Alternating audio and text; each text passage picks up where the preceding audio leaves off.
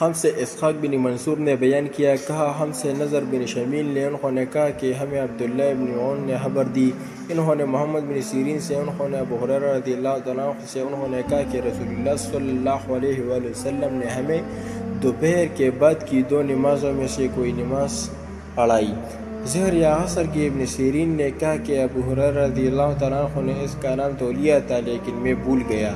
ابو ہریرہ رضی اللہ تعالیٰ عنہ نے بتایا کہ ہم صلی اللہ علیہ وآلہ وسلم نے ہمیں 2 رکعت نماز پڑھا کر سلام پھیر دیا۔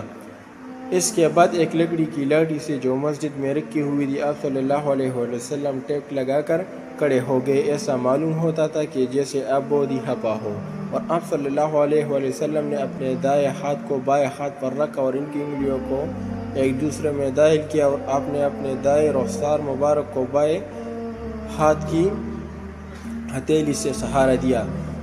جو لوگ نماز پڑھ کر جلدی نکل جایا کرتے تھے وہ مسجد کے دروازوں سے پار ہو گئے تھے۔ پھر لوگ کہنے لگے کہ کیا نماز کم کر دی گئی ہے؟ حاضرین میں ابو بکر اور عمر رضی اللہ تعالیٰ عنہما بھی موجود تھے، لیکن انہیں بھی آپ سے بولنے کی ہمت نہیں ہوئی۔ انہیں میں ایک شخص تھے جن کے ہاتھ لمبے تھے اور انہیں ذوالدین کہا جاتا تھا۔ انہوں نے پوچھا، یا رسول اللہ، کیا آپ صلی اللہ علیہ وسلم بھول گئے یا نماز کم کر دی گئی ہے؟ آپ صلی اللہ علیہ وسلم نے فرمایا کہ نہ میں بھولا ہوں اور نہ نماز میں کوئی کمی ہوئی ہے۔ پھر آپ صلی اللہ علیہ وسلم نے لوگوں سے پوچھا، کیا ذوالدین صحیح کہہ رہے ہیں؟ حاضرین بولے کہ جی ہاں۔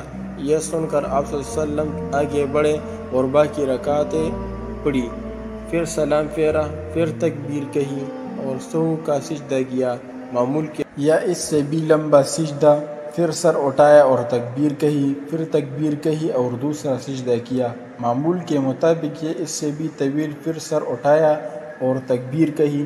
لوگوں نے بار بار ابن سیرین سے پوچھا کہ کیا پھر سلام پھیرا؟ تو وہ جواب دیتے کہ مجھے خبر دی گئی ہے کہ عمران بن حسین کہتے تھے کہ پھر سلام پھیرا۔